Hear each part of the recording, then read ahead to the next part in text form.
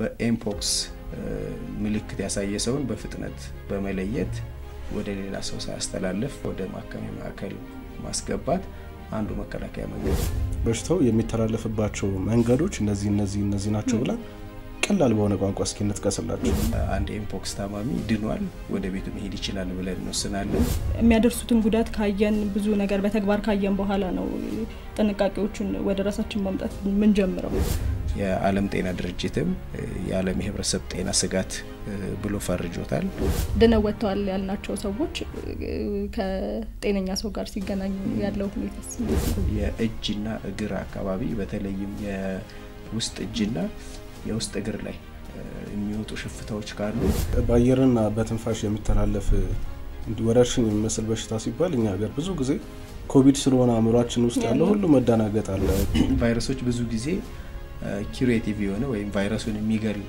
ህክምና የላቸው ማንኛውም ሰው የማንኛውም የጤና ተቋም ላይ ቢሄድ ህክምናውን ያገኛሉ ምርመራውንስ ያገኛሉ የሚለው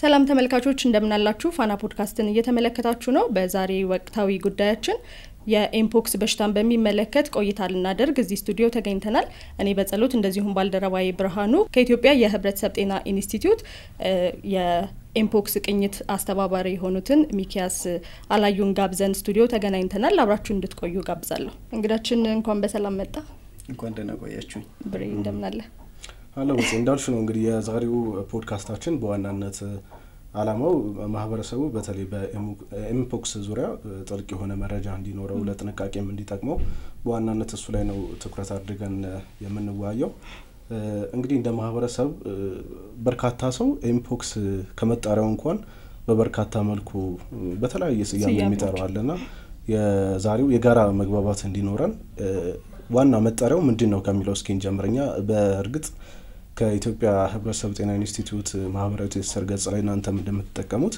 ኤምፖክስ ዴይሊ መረጃዎችን ያወጣሉ አይደል ታወጣላችሁ መረጃዎችንና ከነሱ በመነሳትም ኤምፖክስ ብለን ነው የምንጠራው ግን የጋራ መግባባት እንዲኖረን ደግሞ ስያሜው ምንድነው ከሚለው እንጀምር እስኪ እሺ በጣም ጥሩ ያው አንተም እንደገለጽከው ኤምፖክስ ከዚህ በፊት በተለያዩ ስሞች ሲጠራ ነበር በተለይም በእንግሊዘኛ መንኪፖክስ በመባል ይታወቅ ነበር ከዛ ወደ አማርኛ ቀጥታ ስንተረጉመው ደግሞ የዝንጀሮ ፈንጣጣ በመባል ይጠራ ነበር ይሄ እንግዲህ ከበሽታው አመጣጥ ይጀምራል ምክንያቱም በሽታው መጀመሪያ ሲገኝ በዝንጀሮ ዝርያዎች ላይ ስለነበር የተገኘው ቀጥታ ከሱ የተወሰደ ስያሜ ነበር ከዛ በሂደት ግን በሽታው ሌሎች እንስሳትንም እንዲሁም ሰውንም እያጠቃ ስለሚሄድ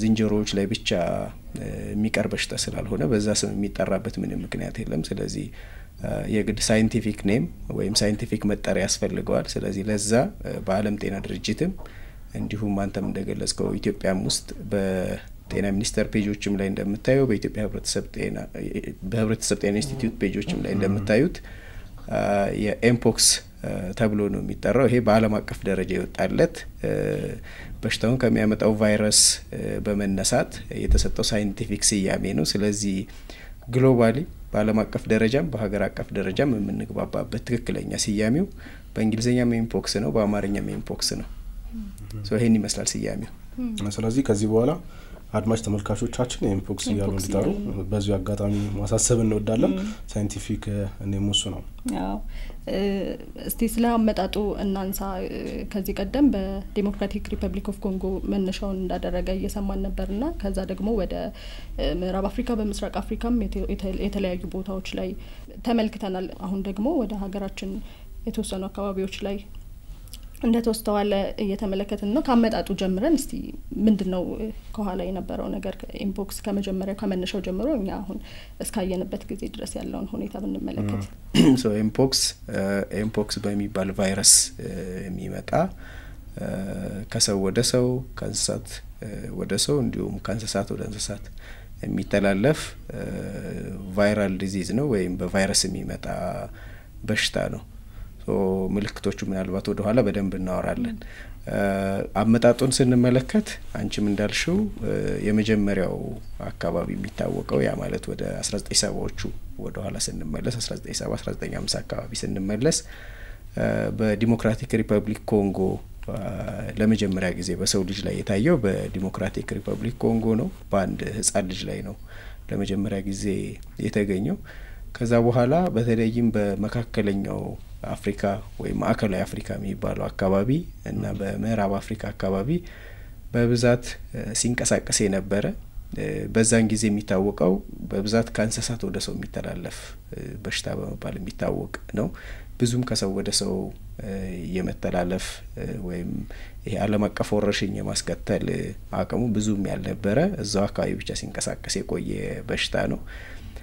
ከዛ በተለይ በፈረንጆች አቆጣጠር ወደ 2022 በተለይ 2022 አካባቢ ላይ በብዛት በተለያዩ ሀገሮች በአሜሪካም በአውሮፓም እንዲሁም አፍሪካ ከዚህ በፊት ታይቶባቸው በማይታወቅባቸው ሀገሮች ጭምር በስፋት መሰራጨት የጀመረ በሽታ ነው። በዛን ወቅት የዓለም ጤና ድርጅትም የዓለም የህብረተሰብ ጤና ስጋት ብሎ ፈርጆታል።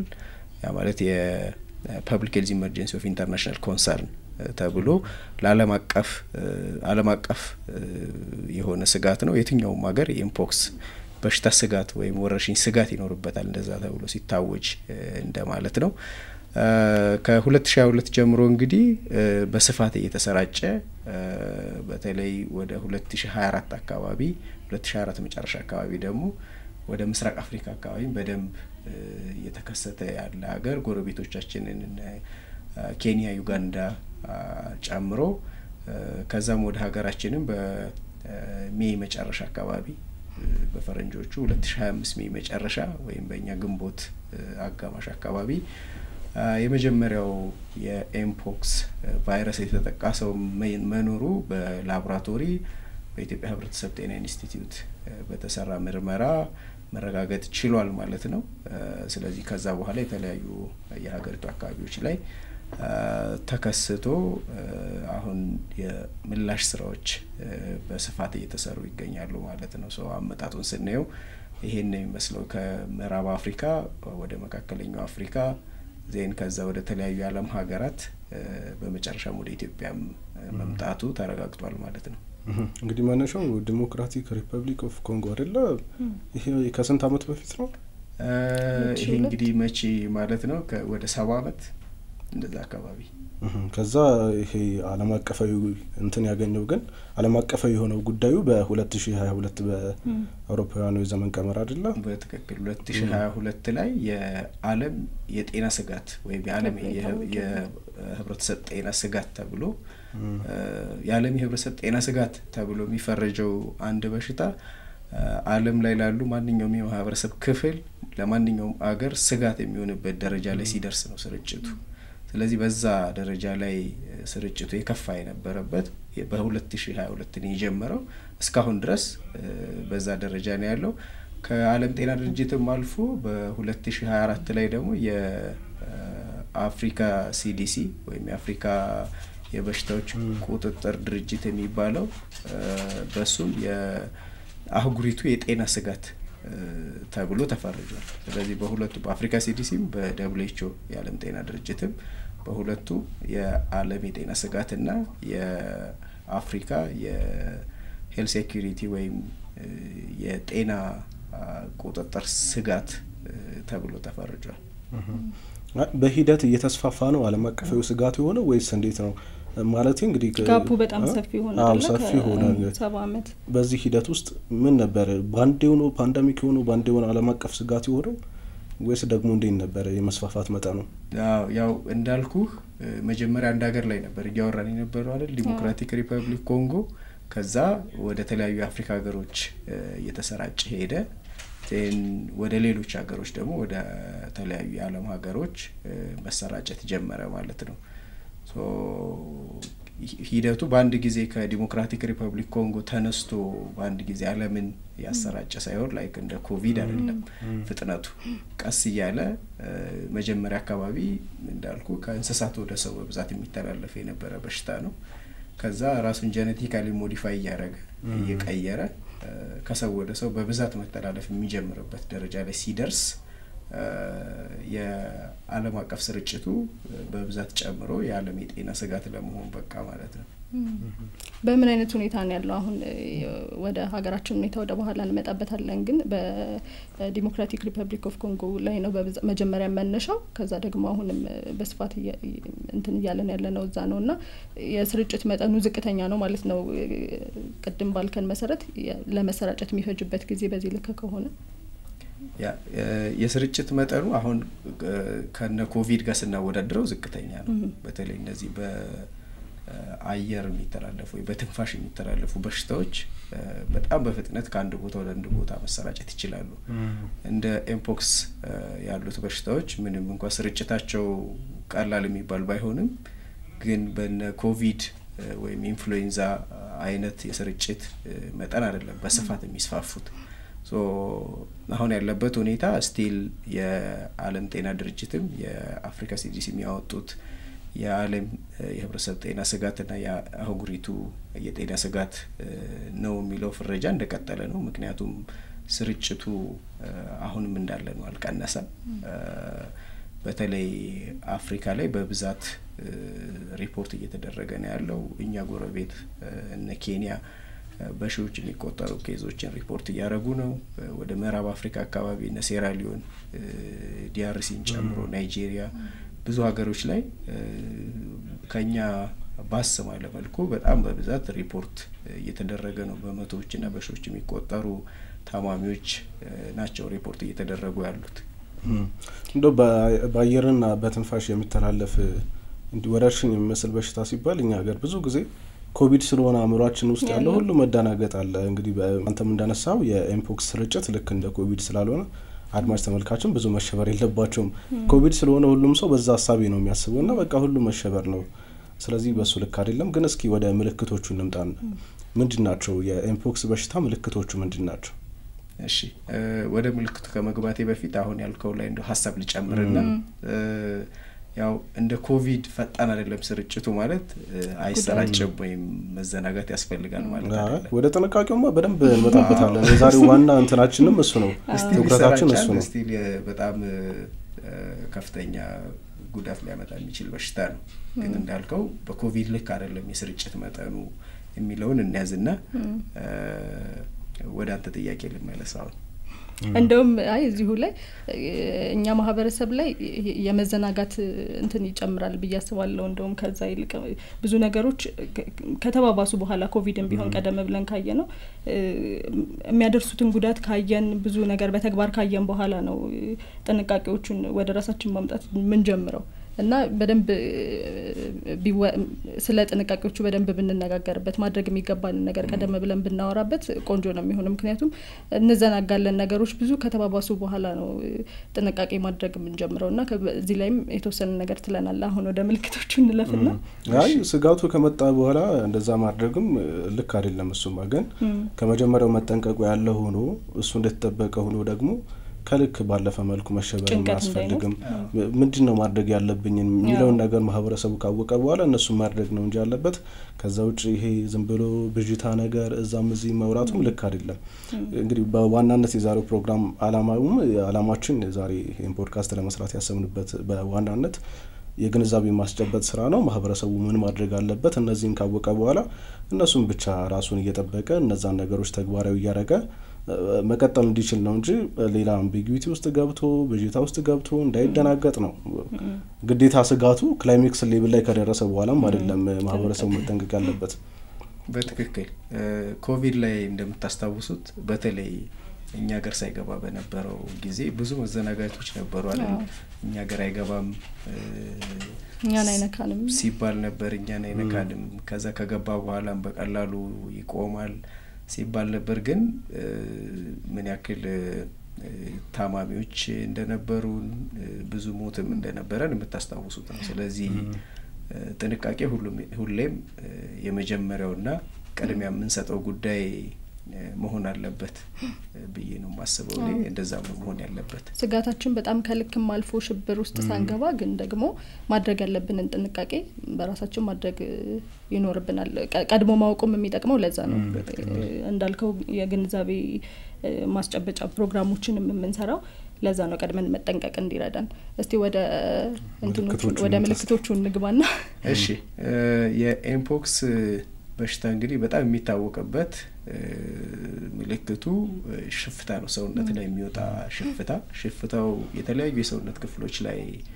ሊወጣ ይችላል በአንድ ጊዜ ሙሉ የሰውነት ክፍላችን ላይ ሊወጣ ይችላል ወይም ደግሞ የተወሰኑ የሰውነት ክፍሎች ላይ ሊሆን ይችላል የሚወጣው ስለዚህ ከሰውነታችን ላይ ከሰውነታችን ቆዳ ትንሽ ከፍ ብለው የሚወጡ ሽፍታዎች ናቸው እነዚህ ከአለርጂ ምናምን የምንለይበት ለየብቻቸው ቁጭ አሉ ከሰውነት ቆዳችን ትንሽ ከፍ ብለው የሚታዩ ሽፍታዎች ሆነው የኢምፖክስ ደግሞ በጣም ለየት የሚያደርገው ሁሌ ላይ ሆን ይችላል ግን እንደዚህ አይነት ሽፍታዎች ከወጡ በጣም ወደ ኢምፖክስ ይቀርባል ብለን የምንለው የእጅና እግር አካባቢ በተለይም የውስጥ እጅና የውስጥ እግር ላይ የሚወጡ ሽፍታዎች ካሉ ከሌሎቹ ሽፍታ ከሚያመጡ በሽታዎች ይልቅ ሞር ወደ ኢምፖክስ የቀረበ ይሆናል ጥርጣሬያችን ማለት ነው ግን መጨረሻ ላይ ኢምፖክስ ነው አይደለም የምንለው አንድ ታማሚን በላቦራቶሪ ምርመራ ከተረጋገጠ በኋላ ነው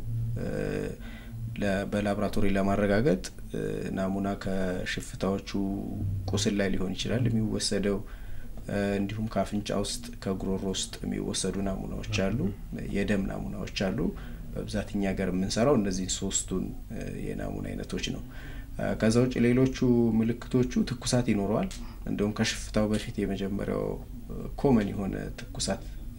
ኮመን የሆነ ምልክት ወይ ብዙ ጊዜ የሚታይ ምልክት ትኩሳት ነው ከዛ ሌሎች የእጢዎች ማበጥ እንደዚህ አንገት አካባቢ እጅ ብብት ስር እንዲሁም ሌሎች ቦታዎች ላይ ያሉ እጢዎች የማበጥና የህመም ስሜት ይኖራቸዋል ከፍተኛውን የድካም ስሜት ይኖረዋል ከዛ ውጪ የጡንቻ እንዲሁም የተለያዩ ሰውነት ክፍሎች ላይ የህመም ስሜት የመሰማት ነገር ይኖረዋል ሶ አንዳንድ አልፎ ሳልም ማስመለስም ማቅለሽለሽም ሊኖረው ይችላል ግን እነዚህ እንደው ነን ስፔሲፊክ የሆኑ ሲምፕተሞች ናቸው ሁሉም ሰው ሌላም በሽታ ላይ ሊታዩ የሚችሉ ምልክቶች ናቸው ሶ ምልክቶቹ ከሞላ ጎደል ይሄንን ይመስላሉ ግን እንዳልኩ እነዚህ ምልክቶች ያሳየ ሰው የመጀመሪያው የሚደረገው ነገር ለይቶ ማከሚያ ውስጥ ይገባና ናሙና ተወስዶለት በላቦራቶሪ ነው የመጨረሻው ኢምፖክስ በሽታ አለበት የለበትም የሚለው የሚረጋገጠው ማለት ነው ምክንያቱም አሁን ያነሳቸው ምልክቶች አንዳንዶቹ በሌላ ህመሞችም ምክንያት ሊመጡ የሚችሉ ናቸው እንዳልከው በደንብ ለይተን ካላወቅናቸው እነዚህ ብጠቶቹም ትኩሳትም ይሄ የድካም ስሜቱንም ከተመለከትን ለሌሎች ህመሞችም ምልክት ሊሆኑ ይችላሉና ስለዚህ መጨረሻ ላይ ተለይቶ ወደ ማቆያ ከገባ በኋላ ያ ሰው በደንብ መረጋገጥ ያለበት ያው በላቦራቶሪ ነው ሊሆን የሚገባው ምርመራ ተደርጎ ነው ከዛ የሚረጋገጠው ትክክል ያው ብዙ በሽታዎች አሉ ከዚህ ጋር የሚመሳሰሉ በተለይ ያው ቺክን ፖክስ የሚባለው በሽታ ከኢምፖክስ ጋር ሽፍታው ሌሎቹ ምልክቶች በጣም የሚቀራረቡ በምልክት በጣም የሚቀራረቡ በሽታዎች ናቸው ቺክን ፖክስ እና ኢምፖክስ ስለዚህ እንዳልሽው በላቦራቶሪ ነው የመጨረሻው የኢምፖክስ በሽታ አለበት የለበት የሚለው የሚረጋገጠው ስለዚህ እነዚህ ምልክቶች ያሉባቸው ሰዎች ወደ ሐኪም ቤት ሲመጡ ጥርጣሬው እንደዛ ከሆነ ከዛ በኋላ ይደረጋል ለእናንተም ሪፖርት ይደረጋል ነው ሐሳቡ እንደዛ ነው ሂደቱ አሁን የተሰራበት ያለው እንዴት ነው የሚደረገው ሪፖርቲንጉ በነገራችን ላይ በግዴታ ከጤና ተቋም መሆን የለበትም የማህበረሰብ አቀፍ የቅኝት ስርዓት አለን የኮሚኒቲ ቤዝ ሰርቬላንስ የምንለው ማንኛውም የማህበረሰብ ክፍል በአካባቢው ለሚገኝ የጤና ተቋም በተለይም ደግሞ የሄልዝ ኤክስቴንሽን ወርከሮቹ የጤና ኬላዎች ላይ የሚሰሩ ባለሙያዎች ለነሱ ሪፖርት ማድረግ ይችላሉ ከዛ በተጨማሪ ደግሞ ቀጥታ በስልክ መስመሮች አሉ ቶል ፍሪ ላይንስ የምንላቸው እነዚህ ነፃ የስልክ መስመሮች ኢትዮጵያ ህብረተሰብ ጤና ኢንስቲትዩት ውስጥ 8335 የኮቪድ ጊዜ በጣም ታዋቂ የነበረ ቁጥር በሱ መደወል ይችላሉ 24 ሰዓት ይሰራል 952 አለን። ከዛ በተጨማሪ ደግሞ ሁሉም ክልሎች እና ከተማ አስተዳደሮች 14ቱ የራሳቸው በተለያየ ቋንቋ የሚሰራ እነዚህ አጭር የስልክ መስመሮች አሉ። ሁሉም ነፃ የስልክ መስመሮች ናቸው። በእነሱ በመደወል ሪፖርት ያደርጋሉ። ስለዚህ በስልክ መስመርም ደውለው ሪፖርት ካረጉ ቀጥታ ለጤና ባለሙያም ሪፖርት ካረጉ የመጀመሪያው የሚደረገው የፈጣን ምላሽ ሰጪ ቡድን አለ በየቦታው ራፒድ ሪስፖንስ ቲም የምንለው በእንግሊዘኛ ሄደው የኤምፖክስ በሽታ ምልክቶች አሳይቷል የተባለውን ሰው ወይም አሳይቻለሁ ብሎ የደወለ ሰው ካለ ወይም ሌላ ሰው አሳይቷል ተብሎም ከሆነ ያንን ሰው ፈልገው ያገኛሉ። ወይም አንዳንዴ የተጠረጠረው ሰው ወደ ጤና ተቋም መጥቶ ሊሆን ይችላል። ስለዚህ ጤና ባለሙያዎች ያዩትና ናሙና ይወሰዳል። ናሙና ሲወሰድ በተመሳሳይ ጊዜ የኤምፖክስ በሽታ ምልክት ያሳየው ሰው ወደ ለይቶ ማቆያ ይገባና ሕክምና እየተደረገለት ይቆያል። ስለዚህ የላቦራቶሪ ውጤት ሲወጣ ኤምፖክስ ፖዚቲቭ ከሆነ ወይም ኤምፖክስ በሽታ አለበት የሚል ከሆነ የላቦራቶሪ ውጤቱ ሕክምናውን ይቀጥላል። ነገር ግን የኤምፖክስ በሽታ እንደሌለበት ከተረጋገጠ ወይም ኔጌቲቭ ከሆነ ውጤቱ ያው ምልክት ማሳየቱ የግድ የሆነ በሽታ አለበት ማለት ነው። ስለዚህ ለሌላ በሽታዎች ምርመራ ይደረግለታል፣ ሕክምና ይደረግለታል ማለት ነው። ስለዚህ ኤምፖክስ በሽታ ስላልተገኘበት ብቻ ሰው በቃ ኤምፖክስ የለብህም ወደ ቤት ሂድ አይባልም። ሌላ ሕክምና የግድ ያስፈልገዋል። ምናልባት ለይቶ ማቆያ ውስጥ መቆየት ላይኖርበት ይችላል፣ ምክንያቱም ኤምፖክስ ስለሌለበት። ግን ተመላላሽ ሕክምና ላይም ቢሆን ላሳያቸው ምልክቶች ወይም ለተገኘበት በሽታ ሕክምና ማግኘት ስላለበት እነዛ ሕክምናዎች ይሰጡታል ማለት ነው። ሂደቱ ይሄንን ነው የሚመስለው።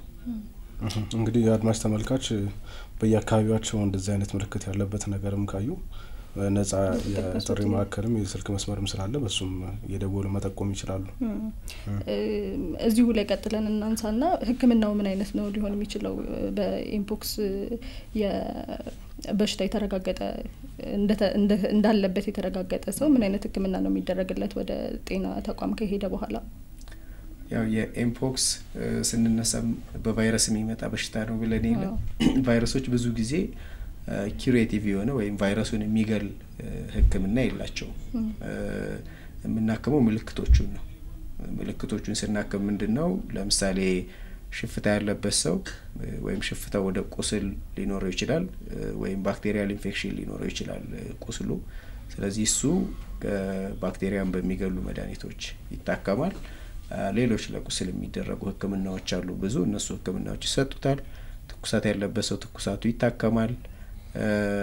ከዛ ውጪ በትኩሳት ምክንያት የሰውነት ፈሳሽ ማነስ ያለበት ሰው የሰውነት ፈሳሹ እንዲመለስ ፈሳሾች እንዲሰጡት ይደረጋል። እንደዚህ አይነት የምልክቶቹን የማከም ስራዎች ነው በብዛት የሚሰሩት እንጂ ቀጥታ ቫይረሱን የሚገል ሕክምና ብዙም የለም። ይሄ ብዙ ጊዜ የምናውቀው ነው። የቫይረስ የሚመጡ በሽታዎች ቀጥታ ቫይረሱን የሚገል ሕክምና ብዙም የላቸው፣ ምልክቶቹን ነው የሚታከሙት። አንድ ሰው ወደ ሕክምና ተቋም ሄዶ ሕክምና ከተደረገለት በኋላ ምን ያህል ጊዜ ይቆያል? ከዛ በኋላ ድኖ መውጣት ይችላል ብለን ማንሳት እንችላለን እንደዛ? አዎ በትክክል። አሁን ሕክምና ስንል እኮ ሕክምና ህመሙን ነው የምናክመው አይደል? የግድ በሽታውን ያመጣውን ተዋሲያን ሳይሆን ለመግደል ታርጌት የምናደርገው ሁሌ እሱ አሁን ባክቴሪያ አይነት ህመሞች ሲሆኑ የበሽታ አምጪው ወይም የባክቴሪያውን ባህሪ ያሉትን መድኃኒቶች ባህሪ ህመሙ የሚታከመው ባክቴሪያውን በመግደል ነው። ቫይረሶች ሲሆን ደግሞ ግዴታ ህመሙን የምታከሚው ቫይረሱን በመግደል ብቻ ሳይሆን እነዚህ ህመም ነው የሚታከመው። ስለዚህ ሰውየው ያመመው ወይ ቁስሉ ህመም ነው በራሱ፣ ትኩሳቱ ህመም ነው። ስለዚህ እነሱ እናከማቸዋለን። ከዛ ቫይረሱ በራሱ ጊዜ ቫይረሶች ደግሞ ሌላው ባህሪያቸው ሰውነትሽ የተላመዳቸው እንደውም ሰውነትሽ የበሽታውን የመከላከል አቅም እያዳበረ ይሄዳል። የናቹራል ኢሚኒቲ የምንለው ለምሳሌ አንድ ሰው ኩፍኝ የያዘው ህጻን ለምሳሌ ህመሙ በራሱ በሕክምናም እንዲሁም በራሱ ሂደትም ይድናል። ስለዚህ ሲድን ያ ህጻን ለኩፍኝ የበሽታ የመከላከል አቅም አዳብሯል። ስለዚህ ቫይረሶች አንዱ ኔቸራቸው ይሄ ነው። ስለዚህ ቫይረሱ በራሱ ሰውነት እየተላመደው የቫይረሱን መጠን እየቀነሰ ይጠፋል ይሄዳል። ግን ሊገሉ የሚችሉት እንደውም እነዚህ ምልክት የሚያሳይባቸው መንገዶች ለምሳሌ ከፍተኛ ትኩሳት ያለው ሰው ሊሞት የሚችለው በትኩሳቱ ነው በተለይ ህፃናት ከሆኑ። ስለዚህ እነዚህ ህክምና የግድ ያስፈልጋቸዋል። ሰውም ህክምና ጣቢያ ገብቶ ድኑ ይወጣል። የህክምና የሚቆይበት ርዝመት እንደ ሰውየው ወይ እንደ ሴትዮዋ የበሽታ የመከላከል አቅም ይወሰናል። አንዳንድ ሰዎች ቶሎ ያገግማሉ። ለዛ የተቀመጡ ክራይቴሪያዎች አሉ። አንድ ሰው ዳነ የሚባለው ምን ሲሆን ነው የሚባለው? ለኤምፖክስ በተለይ ሌሎች ምልክቶች ሙሉ በሙሉ መቆም አለባቸው። ሌሎች ምልክቶች ስንል እንደ ትኩሳት፣ እነዚህ ህመሞቹ፣ የመድከም ስሜቶቹ እነሱ ሙሉ በሙሉ መጥፋት አለባቸው።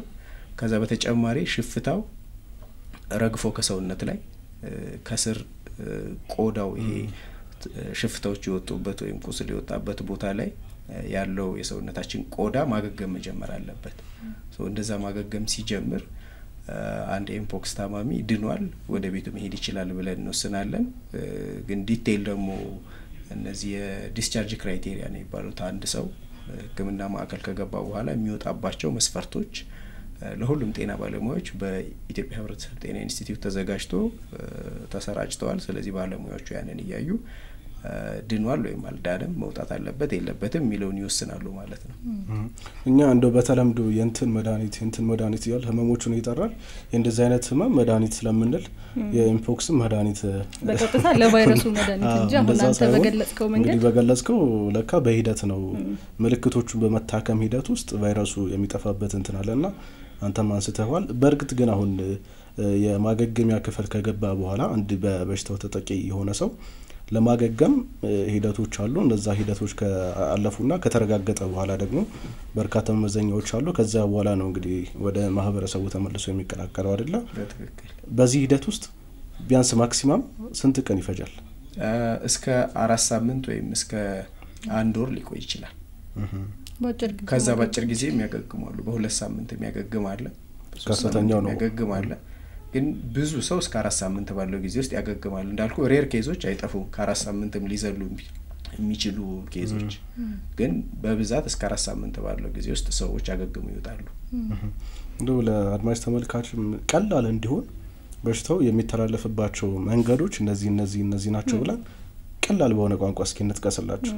ከዛ ደግሞ ከዚሁ ጋር አያይዘህ አሁን ታከመው ድነው ወጥተዋል ያልናቸው ሰዎች መልሰው በሽታውን የማስተላለፍ እንትናቸው አይኖርም ወይ የሚለውን ቀጥለህ ትነግረናለህ። መጀመሪያ ስለ መተላለፊያ መንገዶቹ እናወራና። እሺ፣ መተላለፊያ መንገዶቹ አይ ቲንክ ኤምፖክስ መተላለፊያ መንገዶች ለመረዳትም ቀላል ናቸው። አንዱና ዋነኛው ንክኪ ነው። ንክኪ ስንል ቀጥታ የሆነ ንክኪ አለ፣ ቀጥታ ያልሆነ ንክኪ አለ። ቀጥታ የሆነ ንክኪ የምንለው ኤምፖክስ በሽታ ያለበት ሰው በሽታው ከሌለበት ሰው ጋር ቆዳው ቀጥታ ሲነካካ ማለት ነው። ያ እንዴት ሊሆን ይችላል? በመጨባበጥ ሊሆን ይችላል፣ በመሳሳም ሊሆን ይችላል። እንዲሁም ደግሞ በግብረ ስጋ ግንኙነት ጊዜ በብዛት የሚተላለፍባቸው መንገዶች ናቸው ቀጥታ ንክኪ የምንላቸው። ቀጥታ ያልሆኑ ንክኪዎች የምንላቸው ደግሞ ኤምፖክስ በሽታ ያለበት ሰው የተጠቀመባቸውን በተለይም ከቁስሉ ጋር ቀጥታ ንክኪ ያላቸውን እቃዎች በትክክል ቫይረሱን በሚገሉ የማጽጃ ነገሮች እንደ በረኪና፣ አልኮል አይነት ማጽጃ ነገሮችን ሳንጠቀም ወይም በሳሙና በደንብ አጥበን ሳናደርቅ ቀጥታ ስንጠቀምባቸው ስቲል አሁንም ኤምፖክስ በሽታው ካለበት ሰው ወደ ሌለበት ሰው በእነዚህ ነገሮች ይተላለፋሉ ማለት ነው። ይሄ በብዛት አንሶላ፣ ፍራሽ እነዚህ ሰው የሚተኛባቸው በደንብ ከብዙ የሰውነት ክፍሎቻችን ጋር ንክኪ ሊኖራቸው የሚችለው እነዚህ በብዛት የሚታወቁ የመተላለፊያ መንገዶች ናቸው። ከዛ ውጪ የድሮፕሌት ትራንስሚሽን አለው። ድሮፕሌት ስንል ምንድነው? ከአፍ ወይም ከአፍንጫ የሚወጡ ጠብታዎች ቀጥታ የኤምፖክስ በሽታ የሌለበት የሰውነት ክፍል ላይ ሲያርፉ በተለይም እነዚህ ሙከስ ሜምብሬን የምንላቸው አይን ውስጥ፣ አፍ ውስጥ፣ አፍንጫ የውስጠኛው ክፍል እነዚህ ሙከስ ሜምብሬን ያለባቸው ስለዚህ በጣም በቅርበት ኤምፖክስ ካለበት ሰው ጋር ትንፋሽ ከአንዱ ወደ አንዱ የመምጣት ነገርም ካለ በትንፋሽ ሳይሆን እንደነ ኮቪድ ምናምን አየር ላይ ቆይቶ በትንፋሽ አይደለም ቀጥታ ድሮፕሌቱ ወይም ጠብታው እዛኛው ሰውዬ ላይ ሲያርፍ በዚህ መንገድ የሚተላለፋል ማለት ነው ስለዚህ ዋናዎቹ መተላለፊያ መንገዶች እነዚህ ናቸው ቅድም ያልናቸው ድነው ወጥተዋል ምክንያቱም ምናከመው ምልክቶቹን ነው ብለናል በቀጥታ ቫይረሱን አይደለም ስለዚህ ድነው ወጥተዋል ያልናቸው ሰዎች ከጤነኛ ሰው ጋር ሲገናኙ ያለው ሁኔታስ እንዴት ነው አው ድነዋል ብለን እኛ የምናስወጣቸው አንዱ ወደ ሌላ ሰው የማያስተላልፉበት ደረጃ ላይ ሲደርሱ ነው እነዚህ ክራይቴሪያዎቹ ያልኩ ቅድም እነዛ ክራይቴሪያዎችን ያሟላ ሰው ወደ ሌላ ሰው የማስተላለፍ እድሉ አናሳ ነው ወይ ማያስተላልፍም ግን አንዳንድ ሳይንሶች አሉ ለምሳሌ በተለይ በግብረ ስጋ ግንኙነት የሚተላለፉት የተወሰነ ያክል ሰውየው ከዳነ በኋላ ወይ ሴትዮዋ ከዳነች በኋላ እስከ ተወሰነ ጊዜ ድረስ ሊተላለፍ ይችላል የሚል ስለዚህ ከ6 እስከ 8 ሳምንት ኮንዶም መጠቀም ሪከመንድ ይደረጋል ወይ ይመከራል ከዳነ በኋላ እስከዛ ድረስ ሊያስተላልፍ የሚችልበት እድል ሊኖር ስለሚችል እንጂ ሌሎቹ አውዲ በንክኪ ምናምን የምንላቸው ምክንያቱም ቁስሉ ኦሬዲ ድኗል ሌላ ቆዳ ወጥቷል ሰውነቱ ላይ ስለዚህ አይተላለፍም በዛ መንገድ ማለት ነው ወይም በድሮፕሌትም ይሄ ካፍ ውስጥ በሚወጡት ድሮፕሌቶች የሚተላለፈውም አይተላለፍም ሰውየው ድኖ ከወጣ በኋላ የደከመ ነው የሚመጣው ውስጥ ይደናል ማለት ነው ቫይረሱ ሼድ አድርጎ ይወጣል እንግዲህ መተላለፊያ መንገዶቹን በደንብ አይተናል አሁን ደግሞ እስኪ ወደ ጥንቃቄው ሐሳብ እንምጣና ህብረተሰቡ በኤምፖክስ በሽታ እንዳይጠቃ መጠንቀቅ ያለበት ነገር እንደ ህብረተሰብ ጤና ኢንስቲትዩት እንግዲህ ቅኝት አይደለ የኤምፖክስ ቅኝት እንትና ማስተባበሪያ እንትን ብራችሁ እየሰራችሁ ነውና መደረግ ያለበትና መደረግ የሌለበት እንደ ከማህበረሰቡ ምን ይጠበቃል ከሚለው አንፃር ጥሩ ቅኝትን ስላነሳ ከሱ ልጀምርና አንዱ የመከላከያ መንገዳችን ወይም በሽታው እንዳይሰራጭ የምንከላከልበት መንገድ ጠንካራ የቅኝት ስርዓት ሲኖረን ነው ያ ማለት ምን ማለት ነው በኤምፖክስ ምልክት ያሳየ ሰውን በፍጥነት በመለየት ወደ ሌላ ሰው ሳያስተላልፍ ኢንኬዝ እንኳን ኤምፖክስ ታማሚ ቢሆን ወደ ሌላ ሰው ሳያስተላልፍ ማግኘትና ወደ ማከሚያ ማዕከል ማስገባት አንዱ መከላከያ መንገድ ነው ስለዚህ እዚህ ላይ እንደው ማህበረሰቡ ምን ያርግ የሚል ስላነሳህ አንተ ማንኛውም እንደዚህ ቀድም የዘረዘርናቸውን አይነት ምልክቶች የሚያሳይ ሰው ካለ ቀድም በጠቀስናቸው የስልክ መስመሮች በመደወል የሚሆን ወደ አቅራቢያ ጤና ተቋም በመውሰድም እንዲሁም ደግሞ ከማህበረሰብ ውስጥ ሪፖርት ሊያደርጉ የሚችሉ ሰዎች ለነሱም በመንገር ምልክት ያሳየው ሰው ቶሎ ወደ ሕክምና ጣቢያ ሄዶ እንዲረጋገጥ የማድረግ ስራ አንዱ ከማህበረሰቡ የምንጠብቀው ስራ ነው ከዛ ውጪ የመከላከያ መንገዶቹ ቀጥታ ከመተላለፊያ መንገዶቹ ጋር የሚገናኙ ናቸው ቀደም ስንጠቅስ የመጀመሪያው መተላለፊያ መንገድ ያልነው በንክኪ ይተላለፋል ነው ስለዚህ በተቻለ መጠን ንክኪ መቀነስ ከዛ ደግሞ ንጽህና መጠበቅ ለኮቪድ ስንላቸው የነበሩት መከላከያ መንገዶች ለኤምፖክስ የሚሰራሉ እጅን በሳሙና በደንብ መታጠብ ሳኒታይዘር መጠቀም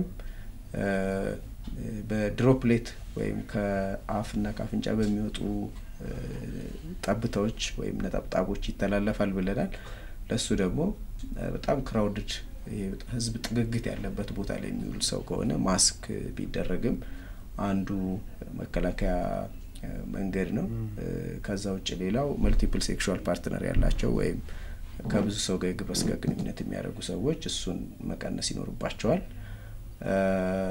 ከዛ ውጭ የኤምፖክስ በሽታ ተጠርጣሪ ወይም ታማሚ የተጠቀመባቸውን ነገሮች በትክክል ማጽዳት ይጠበቅብናል ከመጠቀማችን በፊት እንደው የሚመከረው ማንኛውም ሰው ኤኒ እቃዎችን ማቴሪያሎችን ሌላ ሰው የተጠቀመባቸውን ሲጠቀም አጽድቶ ቢጠቀም ምክንያቱም አናቀም ከዚህ በፊት የተጠቀመባቸው ሰው ኤምፖክስ ይኖርበት አይኖርበት ስለዚህ ልብሶች ከሆኑ በደንብ በሳሙና በበረኪና በደንብ መታጠብ አለባቸው ሌላው በእጅ የሚነኩ እቃዎች ከሆኑ ደግሞ እነሱን በሳሙና በደንብ ጽድት አድርጎ ማጠብ፣ እጅን በንጽህና በሳሙና መታጠብ፣ ሳኒታይዘሮችን መጠቀም፣ እነዚህ እንግዲህ የመከላከያ መንገዶቹ ናቸው። እንደ ኢንስቲትዩትስ እንደው ያው ሀገራችን ውስጥ ገባ ካልን ማድረግ ያሉብን ጥንቃቄዎች ይኖራሉ። አሁን እንደ ማህበረሰብ ያነሳቸውን ነገሮች ማድረግ ካለብን ደግሞ እንደ ተቋም ምንድነው እየተደረገው ያሉት? ያው የኢትዮጵያ ህብረተሰብ ጤና ኢንስቲትዩት እንደ አንድ ፐብሊክ ሄልዝ ኢመርጀንሲ ወይም የህብረተሰብ ጤና አደጋን ምላሽን ቅኝት እንደሚመራ ኢንስቲትዩት የመጀመሪያው ስራ ያው ዲቴክት ማድረግ ወይም በሽታውን ማግኘት ነው። እሱን ማግኘት ችለናል። በፍጥነት ነው መለየትና ማወቅ የቻልነው የመጀመሪያ የገቡትን ታማሚዎች። ከዛ በኋላ የምላሽ ስራዎች ናቸው የሚቀጥሉት። የምላሽ ስራዎቹ ኢትዮጵያ ህብረተሰብ ጤና ኢንስቲትዩት የህብረተሰብ ጤና አደጋዎች ማስተባበሪያ ማዕከል አለው ወይም ፐብሊክ ሄልዝ ኢመርጀንሲ ኦፕሬሽን ሴንተር የምንለው። እዛ ውስጥ የኢንሲደንት ማኔጅመንት ሲስተም ወይም የክስተት አስተዳደር ስርዓት ልንለው እንችላለን በአማርኛ። እሱን አቋቁሞ የተለያዩ የምላሽ ስራዎች እየተሰጡ ይገኛሉ። አንዱ የቅኝት ስርዓትን ማጠናከር ነው። ስለዚህ የቅኝት ስርዓቱን የሚመራ ቡድን ተቋቁሟል። ሌላው የሕክምና የሚሰጥ ወይም እነዚህ ለይቶ ማቆያ ማከሚያ የሚባሉትን የሚሰራ ቡድን ተቋቁሟል። ከዛ ውጪ ማህበረሰብን የሚያስተምር ማህበረሰብን ኢንጌጅ የሚያደርግ የሚያሳትፍ ቡድን አለ። እሱ የማህበረሰብ ማስተማር ስራዎችን በስፋት እየሰራ የሚገኝ ቡድን ተቋቁሟል። ከዛ ውጪ እነዚህ መግቢያና መውጫ ኬላዎች ላይ የስክሪኒንግ ወይም የልየታ ስራዎች የሚሰራ ቡድን አለ። በሁሉም ሀገሪቱ ውስጥ ያሉ ላንድ ክሮሲንግ የምንላቸው እነዚህ በምድር መግቢያና መውጫ ኬላዎች ላይ ብዙ ጎረቤት ሀገሮች ነው ያሉን። ብዙ መውጫና መግቢያ ኬላዎች አሉ። ሁሉም ላይ የስክሪኒንግ ወይም የልየታ ስራ እየሰራን ነው።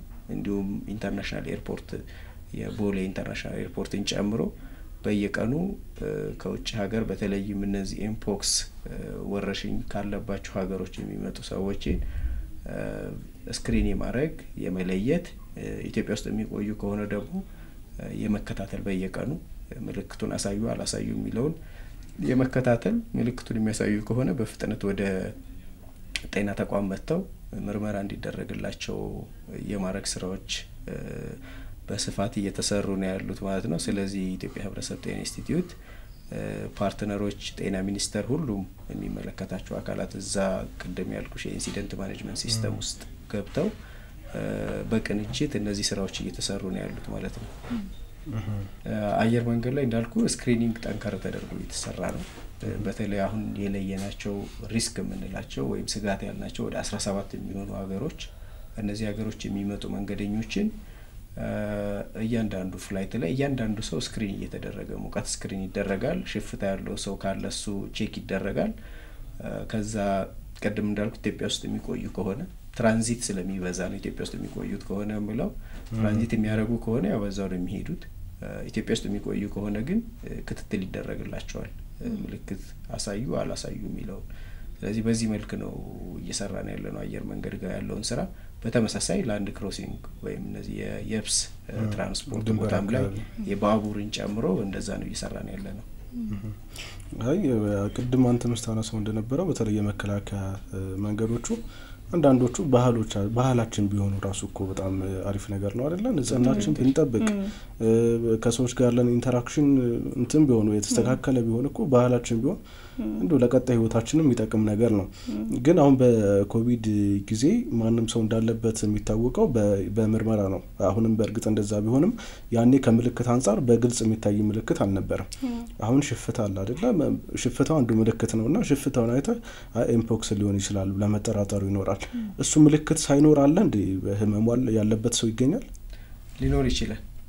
ሽፍታ ሳያሳይ የኤምፖክስ ምልክቶች ያለበት ሰው ሊኖር ይችላል። ለምሳሌ ትኩሳት ወይም እነዚህ ሊምፍ ኖዶች እነዚህ እጢዎች እብጠት፣ ሳል ምናምን እነዚህ ብቻ ኖረውበትም ኤምፖክስ ቫይረስ በሰውነት ውስጥ ያለበት ሰው ሊኖር ይችላል። ያ ማለት ምን ማለት ነው? ሁሉም ቫይረሱን ወደ ሰውነቱ የገባ ሰው ምልክቱን ሁሉንም ምልክቶች ላይ ያሳይ ይችላል። ስለዚህ የሚኖርበት እድል አለ።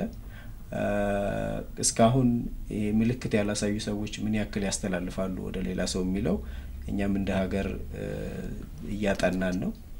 በዓለም አቀፍ ደረጃም እየተሰሩ ያሉ ጥናቶች አሉ። ምልክት ያላሳዩ ሰዎች ይሄን ያክል ፐርሰንት ያስተላልፋሉ የሚል ክሊር የሆነ የወጣ ነገር የለም እስካሁን። ግን የመተላለፍ እድል ስቲል እንዳለ ብዙ ጥናቶች ያሳያሉ። ምልክት ያላሳዩ ሰዎች ሊያስተላልፉ እንደሚችሉ። ቀደም ሲል ስትነግረን እንደነበረው መነሻው በዲሞክራቲክ ሪፐብሊክ ኦፍ ኮንጎ ብለን ለመጀመሪያ ጊዜ የታየው በህፃን ልጅ ላይ ነው። ወደ ሀገራችንም ሲገባ እንደምናስታውሰው ከአንድ ወር በታች በሆነ ህፃን ልጅ ላይ ነው በሽታው የተገኘው እና ምን አይነት የትኛው የማህበረሰብ ክፍል ነው ተጋላጭ የሚሆነው? በተለይ ደግሞ እነዚህ ህፃናት ወይ ደግሞ በሽታ የመቋቋም አቅማቸው ደካማ የሆኑ ሰዎችን የሚያጠቃ ከሆነ ምን አይነት የህብረተሰብ ክፍል ላይ ነው በደንብ ልናስተውለው የምንችለው ህመሙ? በኮቪድ ጊዜ እኮ እንደዚህ ነበር አይደል? በተለይ ወጣቱ ላይ ነበር በኮቪድ ጊዜ እና ደግሞ እድሜያቸውም ትንሽ ከፍ ያለ ሰዎች የመጋለጥ እድላቸውም ሰፊ እንደነበር እናስታውሳለን። ይሄኛውስ እንዴት ነው? ያው የኮቪዱን ምናልባት ወጣቶች ላይ ብዙ ስናይ የነበረው የተለያዩ ምክንያቶች ሊኖሩት ይችላሉ። አንዱ ምናልባት ወጣቶች ብዙ ጊዜ ተንቀሳቅሰው ስለሚሰሩ ቫይረሱ ኤክስፖዝ የመሆኑ የመጋለጥ እድላቸው ስለሚጨምር ሊሆን ይችላል። በዛ በኮቪድ ጊዜው ብዙ ሰው ቤቱ ስለሚቀመጥ በተለይ ስጋት አለብን ብሎ የሚሰጉ ሰዎች ይሄ የክሮኒክ ዲዚዝ ያለባቸው እንደ ስኳር፣ ግፊት ምናምን አይነት በሽታ ያለባቸው ህፃናት፣ ትልልቅ ሰዎች ቤት ውስጥ ራሳቸውን አይዞሌት አድርጎ ወይም ቤት ውስጥ ለይቶ የማስቀመጥ ነገር ነበረ። ወጣቱ በብዛት ሲንቀሳቀስ ነበር። ለዛ ይመስለኛል በብዛት ወጣቶች ላይ ዲቴክት ስናደርግ የነበረው እንጂ በመጋለጥ ደረጃ እነዚህ የበሽታ የመከላከል አቅማቸው ደከም ያሉ ሰዎች እንደ ህፃናት፣ እድሜያቸው ገፋ ያሉ ሰዎች፣ ሌላ ተጓዳኝ በሽታዎች ያሉባቸው ሰዎች ለበሽታው ከተጋለጡ ጉዳቱ ወይም ሲቪሪቲው ከፍ ያለ ነው የሚሆነው። ወደ ኢምፖክስም ስንመጣ ተመሳሳይነት አለው። በሽታው ኤክስፖዝ መሆኑ ወይም መጋለጥን ብቻ ካየን ማንኛውም ሰው ሊጋለጥ ይችላል። ከዛ ከተጋለጥን በኋላ በሽታው ምን ያክል ከባድ ይሆናል ወይም ደግሞ የበሽታው ምልክቶች የማሳየትና ያለማሳየቱን ሁኔታዎች ስናይ ግን ይለያያል። ቀደም እንዳልኩት ማንኛውም ለቫይረሱ የተጋለጠ ሰው ሁሉም ሰው ምልክት ያሳያል ማለት አይደለም። ምልክት የማያሳዩ ሰዎች አሉ። እነዚህ ምልክት ከማያሳዩ ሰዎች ደግሞ በሽታ የመከላከል አቅማቸው ጠንካራ የሆኑ ሰዎች ምልክቱን ላያሳዩ ከሚችሉት ውስጥ ናቸው። ሌሎቹ ለምሳሌ እንደ ህፃናት፣ አረጋውያን፣ እነዚህ ተጓዳኝ በሽታዎች ያለባቸው ሰዎች እንደ ኤችአይቪ ታማሚ ሰዎች ይሄ የበሽታ የመከላከል አቅምን የሚያዳክሙ በሽታዎች ያሉባቸው ሰዎች ለቫይረሱ ከተጋለጡ በኋላ የበሽታው ክብደት ወይም ሲቪሪቲው እነሱ ላይ ከፍ ያለ ነው የሚሆነው። ስለዚህ ማንኛውም ሰው ሊጋለጥ ይችላል፣ ግን የበሽታው ጉዳት ወይም ሲቪሪቲውን ስናየው በሽታ የመከላከል አቅማቸው ደከም ያሉ ሰዎች ላይ ጠንካራ ነው። እስከ ሞትም ሊደርሱ የሚችሉት እነሱ ናቸው ማለት ነው። እንደው እንትን አሁን በሽታው የተገኘባቸው ሰዎች ኬዙ እኛ ሀገር እንግዲህ መገኘት ከጀመረ አንድ ወር አልፎታል አይደል? በተገኘባቸው ሰዎች ላይ ምርመራ ተደርጎ ውጤቱ እንደተገኘባቸው ሲታወቅ እነዚህ ሰዎች የጉዞ ታሪክ የነበራቸው ናቸው ወይስ ደግሞ የቅርብ ቤተሰብ የጉዞ ታሪክ ነበረበት ወይስ ደግሞ እዚሁ የተስፋፋ ነው? ያው የመጀመሪያዎቹ እንግዲህ የተገኙትም አይ ቲንክ ኬዞቹ የተገኙበት ቦታ በራሱ የሚያስታውቅ ይመስለኛልና ኬንያ ድንበር ላይ ነው ያገኘነው የመጀመሪያውን ታማሚ። ስለዚህ ኬንያ ደግሞ ቀደም ስናወራ ነበር ብዙ ታማሚዎች ሪፖርት የምታደርግ ሀገር ናት በአሁኑ ሰዓት።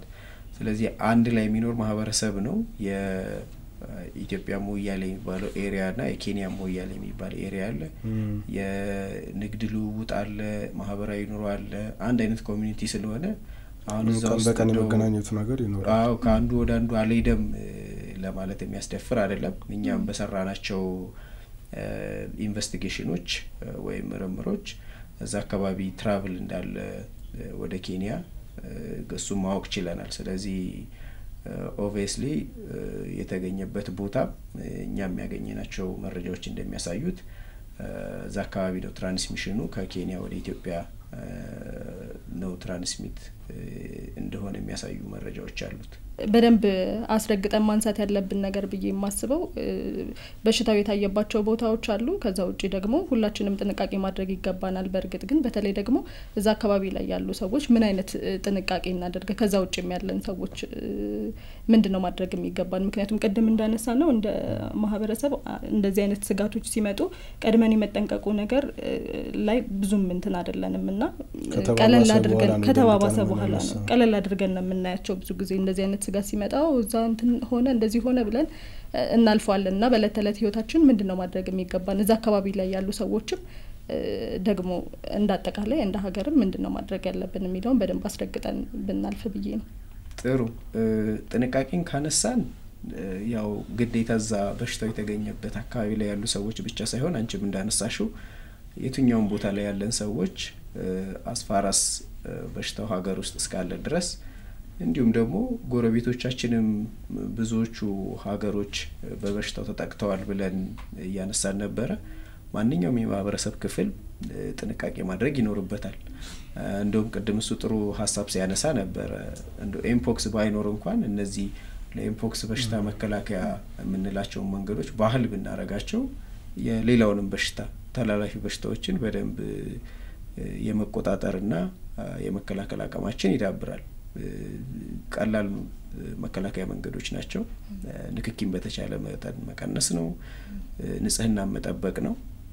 አይ ቲንክ እነዚህ ለሌላውም በሽታ የሚሰሩ ስለሆኑ የመጀመሪያው ማንኛውም የማህበረሰብ ክፍል እነዚህ መከላከያ መንገዶች ባህል አድርጎ ቢተገብራቸው ጥቅማቸው ሰፋ ያለ ነው። ከኤምፖክስም ያለፈ ነው ጥቅማቸው የሚሆነው። ከዛ ውጪ ሌላው ቀደምም ስናነሳ ነበረ ማንኛውም ኤምፖክስ የሚመስል ምልክት የታየባቸው ሰዎች ከተቻለ ራሳቸው ወደ ጤና ተቋም መሄድ አለባቸው። የመጀመሪያው ምልክት እንዳዩ በፍጥነት ወደ ጤና ተቋም መሄድ አለባቸው። ልክ ምልክቱን እንዳዩ ንክኪ መቀነስ አለባቸው ከሰው ጋር። እንደው ከዛ በፊት እንኳን ንክኪ የነበራቸው ሰዎች ከሆኑ ልክ ምልክቱን ማሳየት ሲጀምሩ ግን ኮምፕሊትሊ ከሰው ጋር ንክኪ መቀነስ ማቆም አለባቸው። ወደ ሕክምና ጣቢያ ሄደው ምርመራ ተደርጎላቸው በሽታው የለባቸውም እስከሚባሉ ድረስ ማለት ነው። ሌላው ደግሞ የኤምፖክስ በሽታ ያለበት ሰው ጋር ንክኪ ያላቸው ሰዎች ሊኖሩ ይችላሉ። እነዚህ ኮንታክትስ የምንላቸው እነሱ ሞስት ላይክሊ ቫይረስ ወደ ሰውነታቸው ገብቶ ሊሆን ይችላል። ከተወሰነ ጊዜ በኋላ ምልክት ሊያሳዩ ይችላሉ። ስለዚህ ኮንታክት የሆኑ ሰዎች በብዛት ምንም አይነት ከሌላ ሰው ጋር ንክኪ ማድረግ የለባቸውም። ራሳቸውን በተቻለ መጠን ለሌላ ሰው እንዲያስተላልፉ መጠበቅ አለባቸው። ማስክ ማድረግ አለባቸው። ያው አሁን የኮቪድ ጊዜ እንደነበረው ኮንታክቶች ወይም ንክኪ ያላቸው ሰዎች ቤት መቀመጥ አለባቸው የሚለው ህግ አሁን ብዙም የለም። ስራቸውን መስራት ይችላሉ ኮንታክት ያላቸው ሰዎች። ነገር ግን ማክሲመም ጥንቃቄ ማክሲመም ፕሮቴክሽን አርገው ነው ስራቸውን መስራት ያለባቸው። ንክኪ በመቀነስ ማስክ በማድረግ ራሳቸውን ንጹህ በማድረግ ያ ማለት እጅ በሳሙና መታጠብ፣ ማንኛውንም ነገር ከመንካታቸው በፊትም ከነኩ በኋላም በሳሙና በሳኒታይዘር እጅ ማጽዳት፣ እነዚህ ዋና ዋናዎቹ ማህበረሰቡ ጥንቃቄ ማድረግ ያለባቸው ነገሮች ናቸው። ምልክቶቹን የተመለከቱ ሰዎች በቀጥታ መሄድ ያለባቸው ወደ ጤና ተቋም ነው። የበሽታውን ለማከም የሚችሉት የጤና ተቋማት የትኞቹ? ማንኛውም ሰው የማንኛውም የጤና ተቋም ላይ ቢሄድ ህክምናውን ያገኛሉ፣ ምርመራውንስ ያገኛሉ የሚለውንስ? በጣም ጥሩ ጥያቄ ነው ያነሳሽው። ምልክት በሚያሳዩበት የመጀመሪያው ሰዓት ወደ የትኛውም አቅራቢያቸው የሚገኝ ጤና ተቋም መሄድ ይችላሉ።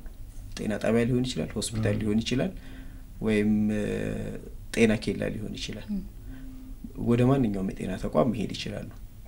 እዛ ጤና ተቋም ላይ ያሉ ሰዎች የቴት ብዙ ናቸው። ምክንያቱም ሀገሪቷ ላይ ያሉት የለይቶ ማቆያዎችና ማከሚያዎች፣ ስለዚህ የት መታከም እንዳለበት እነዛ ሁሉም ባለሙያዎች አዌር ስለሆኑ የት ተለይቶ መቆየት እንዳለበት ያውቃሉ። ስለዚህ የትኛውም የጤና ተቋም መሄድ ይችላሉ። የትኛውም ጤና ተቋም ላይ ናሙና መወሰድ ይችላል። ናሙና ተወስዶ ወደ ላቦራቶሪ ተወስዶ ምርመራ ይሰራል። ስለዚህ መሄድ ያለባቸው ወደ አካባቢያቸው ወዳለው ወደ ማንኛውም ጤና ተቋም ነው የሚለውን እንውሰድ። እንግዲህ ማህበረሰቡ ተጨማሪ መረጃዎችን ማግኘት ቢፈልግ ወይ ደግሞ ምልክቶችን ሲያይ ለሚመለከተው አካል ለማሳወቅም ከፈለገ የጥሪ ማዕከሎች ካሉ እሱን እናንሳና ኢትዮጵያ ህብረተሰብ ጤና ኢንስቲትዩት ውስጥ 8335 አለ። 8335 በነገራችን ላይ ስልክ ከመቀበል በተጨማሪ IVR የኢንተግሬትድ ቮይስ ሪካርዲንግ የሚባል አለው። ልክ ቴሌ ላይ ወይ አየር መንገድ ላይ ስንደውል እንደዚህ አይነት ሰርቪስ ፈልጉ አንድን ተጫኑ ሁለቱን ተጫኑ በእንደዚህ አይነት መንገድም ትምህርት ይሰጣል። ከዛ በተጨማሪ ቀጥታ ኦፕሬተሮቹንም ማግኝተው ትምህርት ማግኘት ይችላሉ፣ ጥቆማ መስጠት ይችላሉ። ከዛ በተጨማሪ 952 አለን። ከዛ ደግሞ ቀድም እንዳልነው ሁሉም ክልሎች የየራሳቸው አጫጭር የስልክ መስመሮች ወይም ኮል ሴንተሮች አሏቸው። እነሱን ሁሉም ሶሻል ሚዲያዎቻቸው ላይ አሉ። የክልል ጤና ቢሮዎች ሶሻል ሚዲያ ላይ ማግኘት ይቻላል። እነሱን በመጠቀም መደወል ይቻላል። ከዛም በተጨማሪ ቀድም ስንል እንደነበረው ወደ አቅራቢያቸው ጤና ተቋም ወይም ወደ የሚያውቁት ጤና ባለሙያ በመደወል በመሄድ ሪፖርት ማድረግ ይችላሉ ማለት ነው። አድማጭ ተመልካቾቻችን እነዚህን ቁጥሮች ተጠቅመው ያላቸውን ሀሳብ ጥቆማም ከሆነ ጥያቄዎቻችሁንም ይስተናገዳሉ። ስለመጣ ዘርዘር ያለ ማብራሪያም ስለሰጠን እጅግ አድርገን እናመሰግናለን። እኔም አመሰግናለሁ ስለጋበዛችሁኝ።